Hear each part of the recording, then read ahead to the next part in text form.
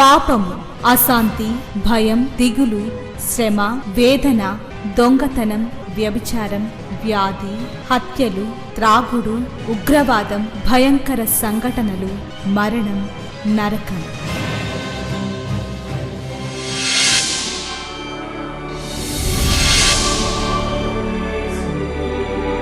సిలువలోనే పాప క్షమాపణ, పరిశుద్ధ జీవితం, ప్రేమ, వాక్య ధ్యానము, నెమ్మది, సహవాసం, నిత్య జీవం.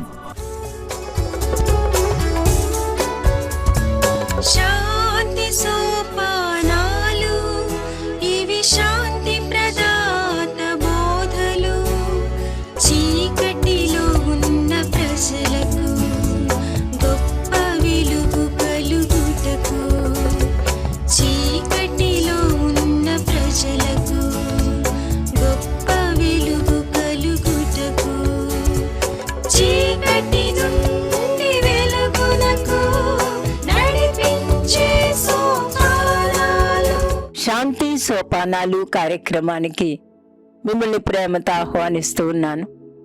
ఈ కార్యక్రమాలు మీ వ్యక్తిగతమైన ఆత్మీయమైన జీవితాన్ని దినదినము ఒక్కొక్క అడుగు దేవునికి దగ్గరగా వేయడానికి సహాయపడతాయని కోరి ప్రార్థిస్తూ, నేను నేర్చుకున్న అనుభవాలే మీతో పంచుకోవటానికి దేవుడు నాకు కూడా అనుగ్రహించిన అవకాశం కొరకు దేవుణ్ణి స్తుతిస్తూ ఈ సందేశాలు మీకు ముందుకి తీసుకుని వస్తూ ఉన్నాను. ఈ దినాల్లో జరిగే సంఘటన బట్టి మనం ఎప్పుడూ కూడా కొన్ని పాఠాలు నేర్చుకుంటూ ఉండాలి. దేవుని యొక్క బిడ్డలంగా లేక దేవుణ్ణి సంతోషపెట్టాలి, దేవుని కోసం జీవించాలి అని ఆశపడే మనం ఎన్ని కష్టాలు ఎన్ని బాధలు ఉన్నా వాటిని జయించగలిగిన దేవుని యొక్క శక్తి కొరకు ప్రార్థన విశ్వాసం కలిగి ఉండడానికి దేవుణ్ణి మనం గోజాడుకోవాలి. చాలామంది తమ తమ సమస్యలు చాలా బాధాకరం అనిపిస్తూ ఉంటాయి, చాలా దుఃఖం వేదన కూడా కలిగిస్తూ ఉంటాయి. వీటి గురించి విన్నప్పుడు నేను మీ అందరి కొరకు ప్రార్థన చేస్తూ ఉంటాను. అదే సమయంలో మిమ్మల్ని ప్రోత్సహించేది ఏంటి అంటే, మీరు ఎక్కువ ప్రార్థన చేయాలి. ఎన్నో భయంకరమైన పరిస్థితులు దాటుకుంటూ వచ్చిన వ్యక్తిని నేను. అటు విశ్వాసులతోనూ దేవుణ్ణి ఎరగని వ్యక్తులతోనూ కొంత సవాళ్ళు ఎదుర్కొన్న వ్యక్తిని. జీవితం నాకు నేర్పింది ఏంటి అంటే, దేవుణ్ణి మనం హత్తుకొని ఉన్నప్పుడు మన ధైర్యం మన శక్తి అన్నీ కూడా ఆయనే.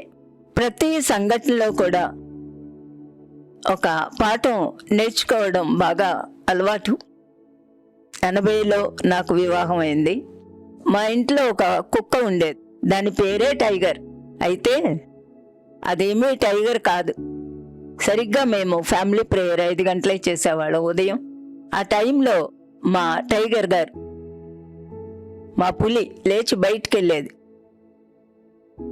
దాన్ని చూడగానే ఊరకుక్కలన్నీ వచ్చి కరిసేయడానికి రెడీగా వచ్చేసాయి. అది కుయ్యో మరో అంట పరిగెత్తుకొచ్చేది. మా మాంగారి కుర్చీ కింద దూరేది. వెంటనే ఆయన ఒక కర్ర తీసుకొని ఆ కుక్కలు లోపలికి రాకుండా తరమడానికి వెళ్ళేవాళ్ళు. అప్పుడు ఇది నిజంగా టైగర్ అయిపోయేది. యజమాని పక్కనున్నాడు కాబట్టి చాలా రోషంగా అన్నిటి మీద మురిగేది. మరి మా మాంగారి కర్ర భయానికి ఆ కుక్కలు వెళ్ళిపోయాయి. అప్పుడు అది చాలా విజయవంతంగా వచ్చి కుర్చీ కింద కాదు, ఆయన కాళ్ళ దగ్గర పడుకునేది. ఈ సంఘటన ఇంచుమించు రోజు జరుగుతూ ఉండేది. రోజు డ్రామానే ఇది. ఆలోచించగా పరిశుద్ధాత్మ నాకు పాఠాలు నేర్పారు. చూడు, యజమాని రాగానే దానికి ఎంత ధైర్యం వస్తూ ఉంది. తనంతట తాను వెళ్ళినప్పుడు అన్ని కుక్కలు కరవటానికి దాని మీద పడిపోయాయి. అప్పుడు పరిగెత్తుకొచ్చి యజమాని కుర్చీ కింద లోపల దూరిపోయింది. అలా చూస్తూ చూస్తూ జీవితంలో ఏ సంఘటన ఉన్నా మనం కూడా నేర్చుకునే పాఠాలు ఉంటాయి.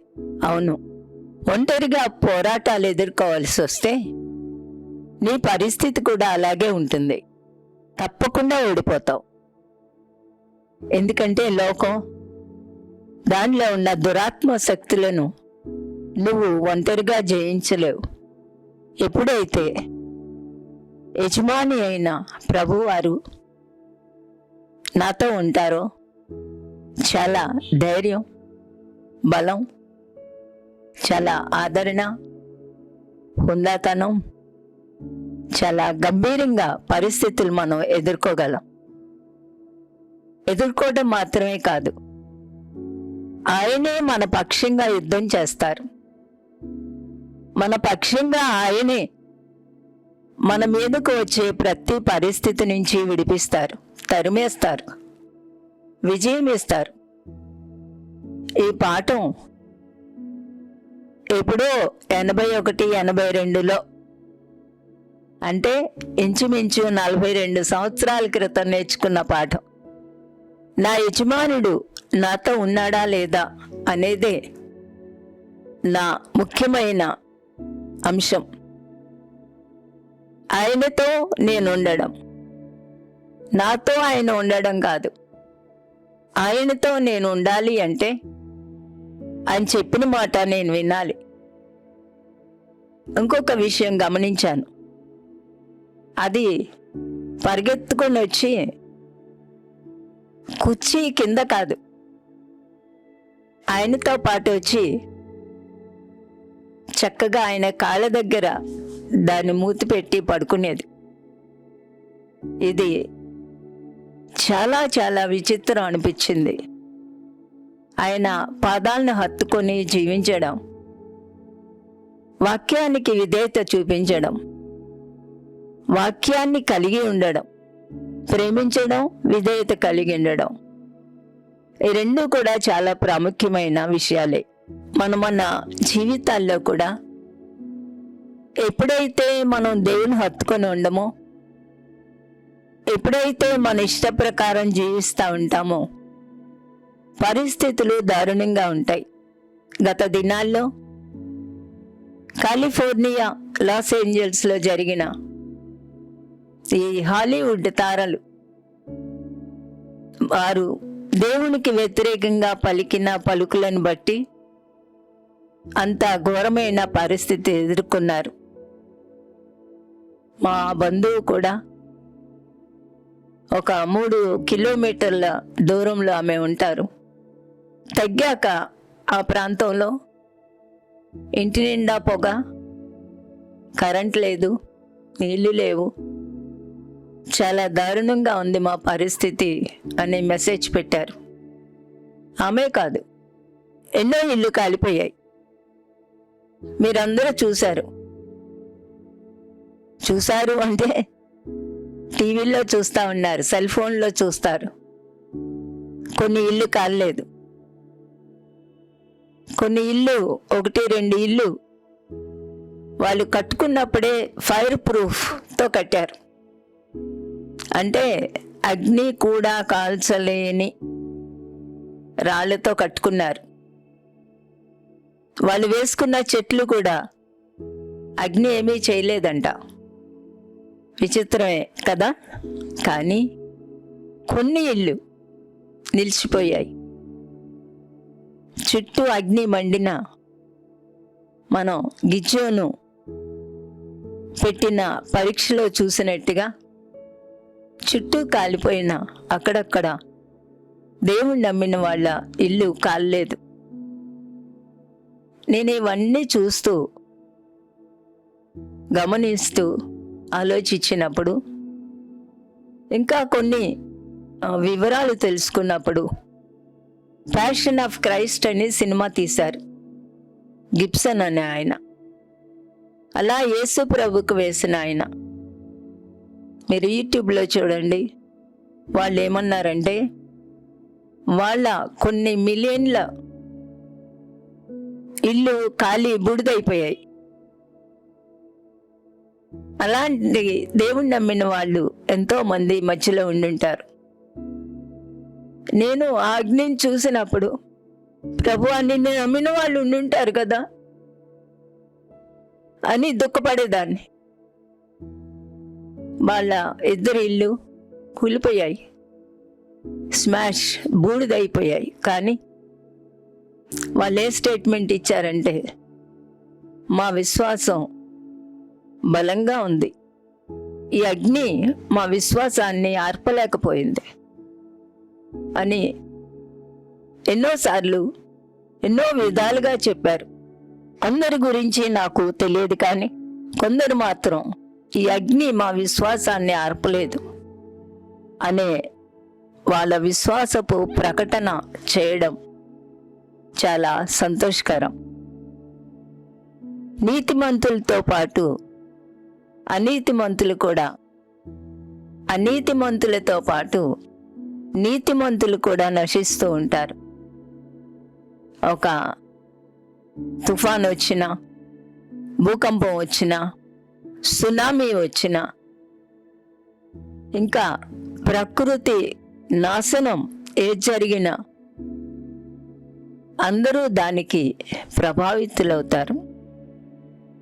ఈ సందర్భంలో బైబిల్లో కొన్ని సంఘటనలు గుర్తొచ్చాయి. దుఃఖంతో ఇవి జ్ఞాపకం చేసుకున్నాను. ఇశ్రాయేలీలు ఐగుప్తులో నుండి బయటకు వచ్చిన వాళ్ళ యొక్క హేయమైన ప్రవర్తన బట్టి నిజంగా బైబిల్ చదువుతుంటే ఒక్కొక్కసారి చాలా బాధ అనిపిస్తుంది. ఎదుర అగ్నిస్తంభం, మేఘం కింద వెళ్తున్నారు, అయినా వాళ్ళు ఎందుకు అసలు తప్పు చేయగలిగారు అనిపిస్తూ ఉంటుంది. అలాంటి పరిస్థితిలో కూడా కొన్ని సందర్భాల్లో తెగులు వ్యాపించి మనుషులు చస్తూ ఉండేవాళ్ళు, కొన్ని వందలు చనిపోతూ ఉండేవాళ్ళు. అయినా కూడా వాళ్ళకి బుద్ధి వచ్చేది కాదు. ఈ సంఘటనలో ఆలోచిస్తే మానవ హృదయం ఎంత ఘోరమైంది, ఎంత కఠినమైంది, ఎంత కృతజ్ఞత లేనిది అనేది చాలా క్షుణ్ణంగా అర్థమవుతుంది. ఒక ఉదాహరణలో కోరహు కుమారులు దాతాను, అబీరాములు మోషే మీద తిరగబడినప్పుడు 41వ వచనంలో ఇశ్రాయేళ్ల సర్వ సమాజం మోషే అహరోనులకు విరోధంగా సణుగుచు మీరు యెహోవా ప్రజలను చంపారు. ఈ మాటలు అనడానికి వాళ్ళు కళ్ళారా 250 మంది కోరహు అధికారంలో తిరగబడడం చూశారు. నిజంగా ఈ చరిత్రలు మనం చదివితే మోషేను మెచ్చుకున్న వాళ్ళు ఎవరూ లేరు, అభినందించిన వాళ్ళు లేరు. మోషే జీవితం అంతా అంటే కాలేబు, యెహోషువ, ఎలియాజరు, ఫీనెహాసు ఇలా ఒక 10, 15, 20 మందిని పక్కన పెడితే అందరూ తృణీకరించిన వాళ్ళే, అందరూ అసహించుకున్న వాళ్ళే, సమయం దొరికితే రాళ్ళు పెట్టి కొట్టి చంపాలని చూసిన వాళ్ళే. మోషే ద్వారా వాళ్ళు విడిపించబడ్డారు, మన్నాను తింటున్నారు. అయినా కూడా ఏమాత్రం కృతజ్ఞత లేని ప్రజలు. అలాంటి వాళ్ళ మీద మోషే యొక్క ప్రేమ చాలా విచిత్రంగా ఉంటుంది. ఇక్కడ నేను నేర్చుకున్న పాఠం ఏంటంటే, ప్రజలు దేవుణ్ణి ఎంత దూషించినా కూడా వాళ్ళు నశించిపోయినప్పుడు దేవునికి వ్యతిరేకంగా మాట్లాడారు, దేవుడే శిక్షించారు అని మామూలు మనసుతో చెప్పడం తేలికే. కానీ ఒక వ్యక్తి బాధపడతా ఉంటే మనం దానికి పరిష్కారం చెప్పడం కాదు, ఆ పరిస్థితిని వివరించడం కాదు. మోషే తెగులు వ్యాపించినప్పుడు అహరోనుతో అన్నాడు, 47 కోపము యెహోవా సన్నిధి నుంచి బయలుదేరింది, నువ్వు ధూపార్తి తీసుకొని ప్రజల మధ్యకు పరిగెత్తు అన్నాడు. ఇక్కడ ధూపార్తి, మన ప్రార్థనా ధూపార్తిని తీసుకొని, దేవా ఈ ఉగ్రతను ఇంతటితో ఆపు అని ప్రార్థించవలసిన బాధ్యత దేవుణ్ణి నమ్మిన మన మీద ఉంది. ఆ ప్రజలను క్షమించండి. ఆ మాటకొస్తే దేవుణ్ణి దూషిస్తున్న వాళ్ళు ఎంతమంది లేరండి? మన చుట్టూ లేరా? ప్రపంచమంతట్లో లేరా? హిట్లరు లక్షల కొలది యూదుల్ని చంపలేదా? అప్పుడప్పుడు ఆలోచిస్తాను, ప్రపంచాన్ని వణికించిన వీళ్ళు పెద్ద శిక్ష లేకుండానే ఈ లోకంలో చనిపోయారు. దేవుడు అక్కడ శిక్షిస్తారనుకోండి, అది మన పని కాదు. హిట్లర్ అంతం ఆత్మహత్యతో అయిపోయింది. అలాగే ఇంచుమించు ఈ నియంతలందరూ కూడా ఘోరంగా చనిపోయారు. ఇప్పుడు అవన్నీ మన ప్రసక్తి కాదు, కానీ నాకు కీర్తన గ్రంథంలో ఒక మాట చాలా స్పష్టంగా దేవుడే మాట్లాడారా అనిపించింది. కీర్తన 141 5వ వచనంలో ఒక మాట చదువుతున్నాను. వారి దుష్ట క్రియలను చూచియు నేను తప్పక ప్రార్థన చేయుచున్నాను. మళ్ళా ఈ మాట మీ చెవుల్లో నాటనివ్వండి. వాళ్ళ దుష్ట క్రియలను చూచియు నేను తప్పక ప్రార్థన చేయుచున్నాను.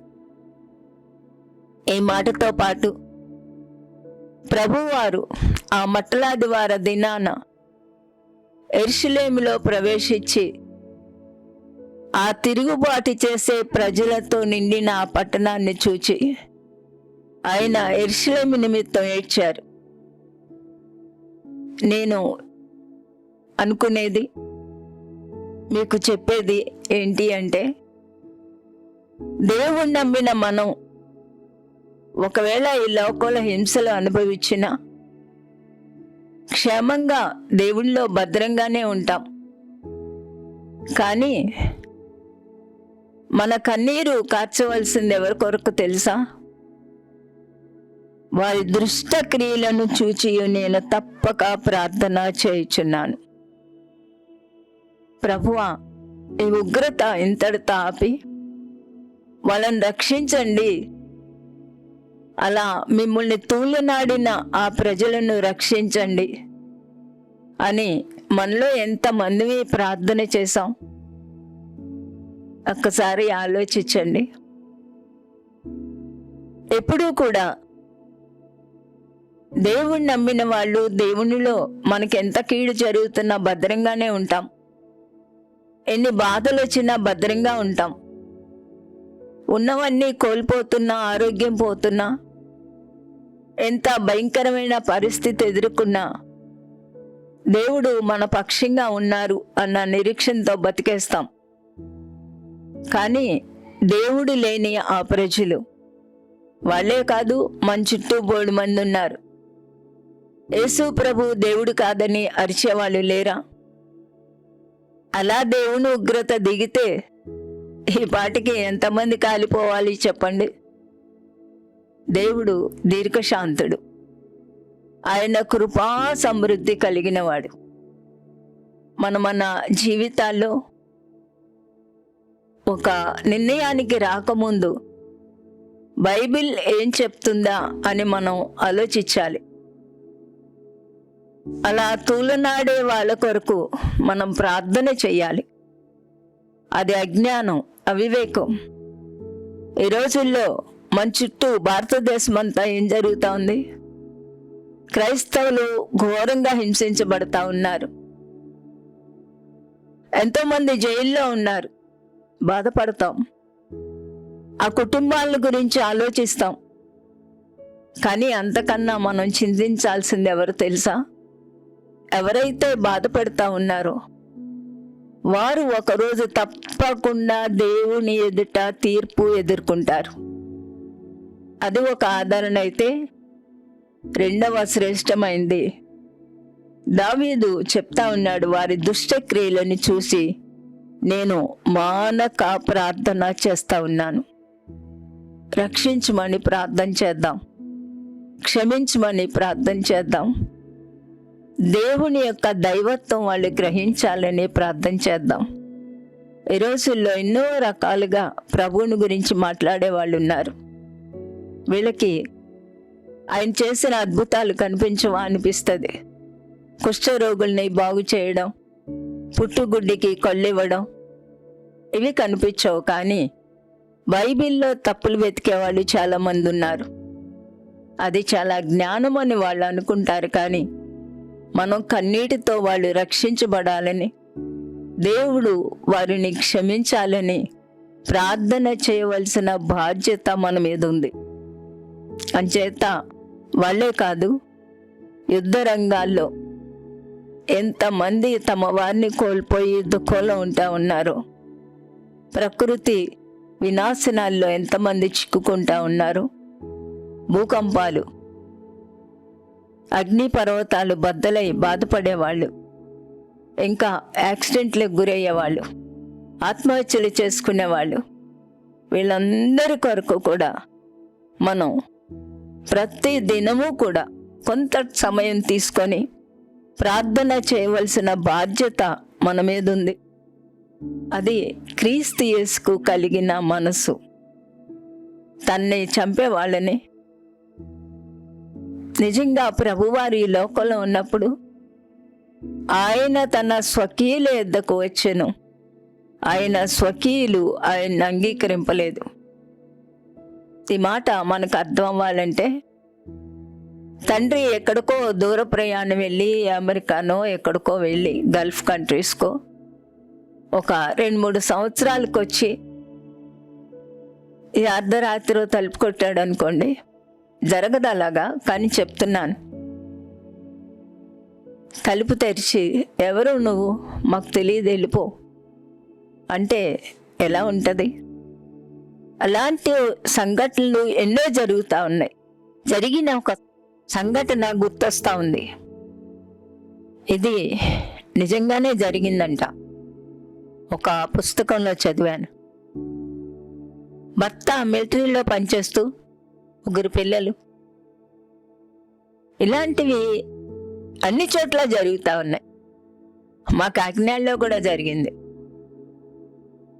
దూరదేశంలో ఉండి అతను మిలిటరీలో ఉండి ప్రతి నెల జీతం చాలా వరకు పంపించేవాడు. ఆ భార్య వేరే అతనితో ఉంటూ ఆ డబ్బులే వాడుకుంటూ చివరికి పలానా రోజు ఎయిర్పోర్ట్లో దిగుతున్నాను రమ్మంటే అతను దిగాడు. భార్య లేదు, పిల్లలు లేరు. చాలా బాధపడిపోయాడు. ఇలాంటి సంఘటనలు మీకు కూడా తెలుసు, మీ చుట్టుపక్కల కూడా జరుగుతూ ఉంటాయి. నేను కూడా ఇక్కడ కాకినాడలో విన్నాను. ఇది ప్రతి మానవ చరిత్ర కూడా. దేవుడు సృష్టించిన గాలి మనం పీలుస్తాం, ఆయన సృష్టిని మనం అనుభవిస్తూ ఉంటాం. కానీ మనిషి దేవునికే నమ్మక ద్రోహం చేస్తూ ఉన్నాడు. అయినా దేవుడు మనల్ని క్షమిస్తూ ఉన్నారు. దేవుడు మనల్ని ప్రేమిస్తూనే ఉన్నారు. దేవుడు మనల్ని ప్రేమిస్తూ, క్షమిస్తూ, జీవం ఇస్తూ, ఆయుష్ పొడిగిస్తూ తన వైపునకు రావాలని ఈ లోకానికి ఆయనే నరునిగా వచ్చి తన ప్రాణాన్ని పెట్టి రక్తాన్ని కార్చి ఆ రక్తంలో మన పాపాలు కడిగి పరలోక రాజ్యానికి వారసులుగా చేస్తా ఉన్నారు. అంచేత ఎక్కడ ఇలాంటి దారుణమైన సంఘటనలు జరిగినా కొన్ని విషయాలు మనం గమనించాలి. దేవుడు ఎలా సహిస్తున్నారు, దేవుడు ఎలా ప్రేమిస్తూ ఉన్నారు. మనం కూడా క్రీస్తు యేసుకు కలిగిన ఆ మనస్సు మనం కూడా కలిగిండి నశించిపోయే ప్రజల కొరకు దేవుని యొక్క ప్రేమతోనూ దేవుని యొక్క మనసుతోనూ క్షమిస్తూ మనం విజ్ఞాపన చేయవలసిన వారం. వారు దుష్ట క్రియలను చూచియు నేను తప్పక ప్రార్థన చేయుచున్నాను. ప్రార్థన చేసుకుందాం. ప్రేమ కలిగిన మా ప్రియమైన పరలోకపు తండ్రి, మహోన్నతుడు అయిన ఏకైక దైవమా, మీ ఆజ్ఞ మేరకు సమస్తం జరుగుతూ ఉన్నందుకు వందనాలు. అంత్య దినాల్లో దారుణమైన సంఘటనలు జరుగుతాయని ముందే హెచ్చరించిన ప్రభువా, మీకు వందనాలు. నీ బిడ్డల కొరకు మేము ప్రార్థించటం లేదు, కానీ మిమ్మల్ని తెలియని ప్రతి వ్యక్తి హృదయాన్ని తెరవమని ప్రార్థిస్తున్నాను. ప్రతి అవివేకం, మూర్ఖత్వం, కఠినమైన హృదయాలను మీరు తాకి రక్షించి మీ వెలుగు వారి మీద ప్రసరింప చేయమని ప్రార్థిస్తున్నాను స్వామి. ఈ మాటలు వినే ప్రతి ఒక్కరిలో కూడా మీ అద్భుతమైన రక్షణ కార్యాన్ని జరిగించి పాప, శాప, మరణాల నుండి విడిపించి నిత్యత్వానికి వారసులు అవ్వటానికి సహాయం చేయండి. కష్టాలు, కన్నీరు, బాధలు, వేదనలో ఉన్నవాడు ప్రార్థనతో ప్రతి పరిస్థితి గెలుచుకునే విశ్వాసాన్ని అనుగ్రహించండి. ఈ అవకాశాలు అనుగ్రహిస్తున్న ప్రభు మీకు వందనాలు సమర్పిస్తూ యేసు నామమున వేడుకుంటున్నాను తండ్రి, ఆమేన్. మహాదేవుడు మన ప్రభువు రక్షకుడునైన యేసుక్రీస్తు కృపా, దేవుని ప్రేమ, పరిశుద్ధాత్మ నిత్య సన్నిధి సహవాసం కూడి వచ్చిన మనందరికీ సదా తోడైండి నిత్యత్వాన్ని గూర్చిన నిరీక్షణతో కూడిన జీవితాలలోనికి నడిపించును గాక. ఆమేన్. ప్రతి పరిస్థితిలో ప్రార్థన ఒక్కటే మనకు ఆయుధం. మన దగ్గర దేవుడు కోరేది ప్రార్థన ఒక్కటే. ఆ ప్రార్థనా పరులుగా మీరందరూ ఉందరు కాక. ఆమేన్. మా address Shrimati Joy Sam Benny, Emmanuel church 1-146 S Atchutapuram, Kakinada 4. మా ఫోన్ నంబర్స్ 944-010-9893 మరియు 0884-237-6793. మరలా ఇదే సమయానికి ఇదే ఛానల్లో మనం కలుసుకుందాం. Thank you.